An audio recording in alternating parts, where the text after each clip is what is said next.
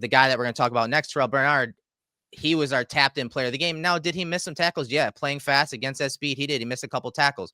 But this tapped-in segment presented by Thin Man Brewery is going to highlight Terrell Bernard. 6 tackles, 2 stops. He was targeted 6 times in coverage. He only allowed 3 receptions for 18 yards. And then, of course, that interception, and kind of mimicking the thoughts of Sean McDermott and his pressers, saying, yeah, the defense had their moments of up and down moments, but when they needed to make a play, when they needed to get a stop, more times than not, it's usually Terrell Bernard making those plays, and he did, to kind of swing the game and give the Bills the win. I mean, the interception is just vintage Terrell Bernard. It's high-level IQ football. It's smart football. Erik had a tweet with the play, and there were a few people who responded that, well, he's taking a bit of a risk there. Look, I talked to Terrell Bernard about this in the locker room. Right? This is why we do this show. Erik's got that breakdown. Yeah. I add the color to it of what the players said about it.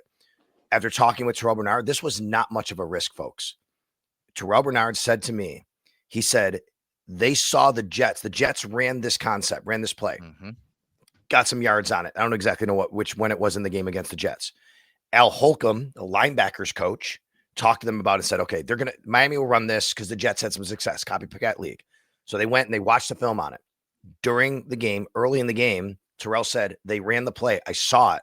And I saw him come out, and I saw that he was looking, and there was a guy in the flat. I can't remember exactly how he the flats. They swung it to the flats when Bernard was flowing. Yes. He got to the snag or spot route underneath on that, similar to the interception, but then fast flowed past him because they swung it to the running back out of the backfield. Thank you. So he sees that, and he noticed it. He said, yep. And he right away said, that's exactly what we saw. Okay, now I know they're running that play. Later in the game, the interception play, he sees the exact same formation, exact same concept, and says, I know exactly where they're going. And the key here is what he told me. He said, we're playing zone defense. I said, was there a risk there? What if you jump it? And he goes over the top. He goes, we're in zone defense. I know I got help back there. Yep. Basically, like, this was not much of a risk, folks. You know what this was? Good, smart football. I love that stuff. It's amazing because the Bills disguised this very well. They disguised it with a 2 high safety structure, then post-snap wrap dropped into the hook to curl area, and they play simple cover 3. But because of what they aligned up with initially, Bernard was a little more middle of the field. But obviously, post-snap, as they rotate and spin that coverage, he has to get to the hook to curl area. But he was very sly about it. He did it very, obviously post-snap, but he didn't just run right to that spot where he knew that play was going to be. He almost waited, and then obviously the pressure from Deion Walker and his length affected that throw. Yes. But Bernard timed it perfectly to go jump it.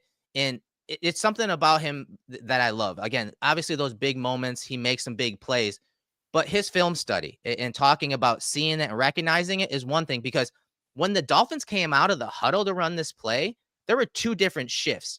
First, they took the tight end and the running back. They're on the same side. The first shift was the tight end. So they changed the strength of the formation into the boundary. Then the second shift was the running back, who was to Tua's left, right side on our screen.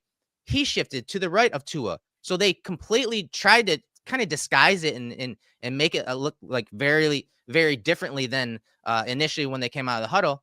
But it didn't slow down Bernard's process in pre to post snap. And so I want to play this clip real quick, Ssal, if you don't mind, of Bernard in his press conference after the game, talking about this play, because again, I as a film guy, and I know from talking to him, he is obviously huge in the film. Every game when he's walking down the hallway, in the stadium, he's got his iPad and his notebook. This guy is plugged into film, which is why he's one of my favorite players. So listen into this little bit from his presser, courtesy of BuffaloBills.com. Honestly, something that we had seen on tape. It's a common route around the league. But, I want to give a shout out to Al Holcomb, the linebackers coach. He put it on tape a few times. We worked that play. Our offense runs that play. He basically told me, if I see it, go. I think they ended up jumping the back, got to like a 3x1 or a 2x2 snug set. That's one of the, like I said, it's one of their top quick game concepts. We're in a 3 deep zone and, just saw it and broke on it. 2x2 snug set. Again, they motioned the tight end and running back into the boundary there, and that wide receiver was tight. That's what he means by snug. He was tight to the tight end.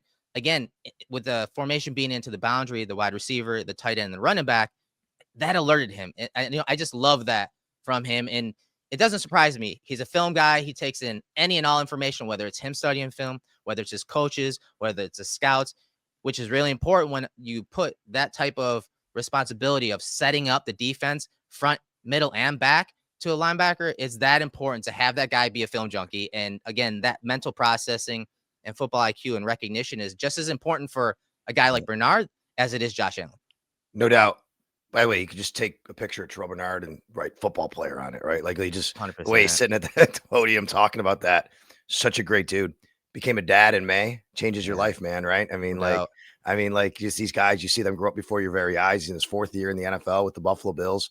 Had a baby girl in May. She's 4 months old now, right? I mean, he's a guy that just loves football, loves life, his family, and you see it when it comes out. And he's such a leader for this group, and I love that's the off the field stuff that we really love as well. I love this comment from Cognitive Dissonance because I wanted to get to this. All right, he said, "I don't know how Tua didn't see him after the game." Said something really stupid, like he makes that throw 10 out of 10 times. I heard that as well, and I'm like, okay, I think what he meant to say, but you're right. I love this point you're making because I heard Tua afterwards as well. I listened to his post game.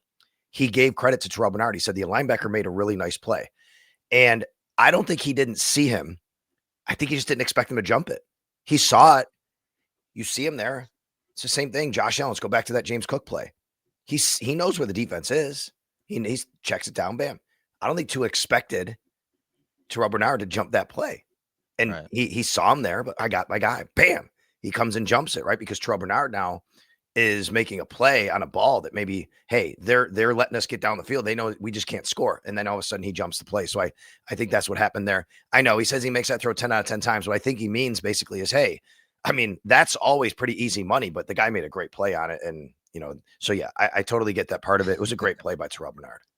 No doubt. It was one of the plays that when Babbage said last week, connectivity of rush and coverage, it was one of the plays where the rush was in connection with the pass coverage.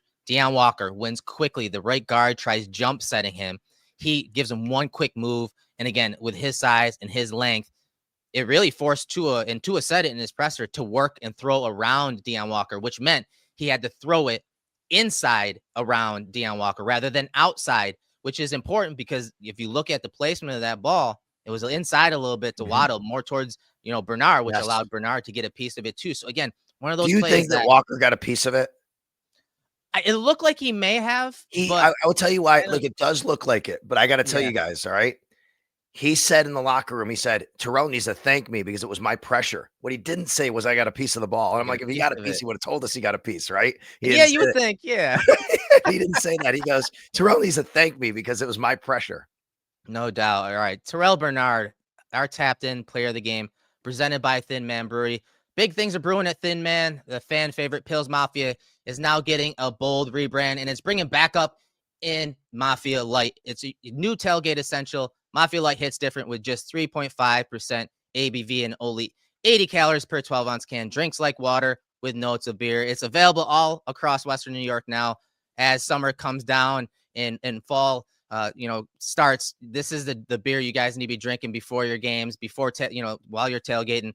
Keep your eyes peeled. It's the next big thing from Thin Man, and we appreciate them joining us this year on Turf to Tape.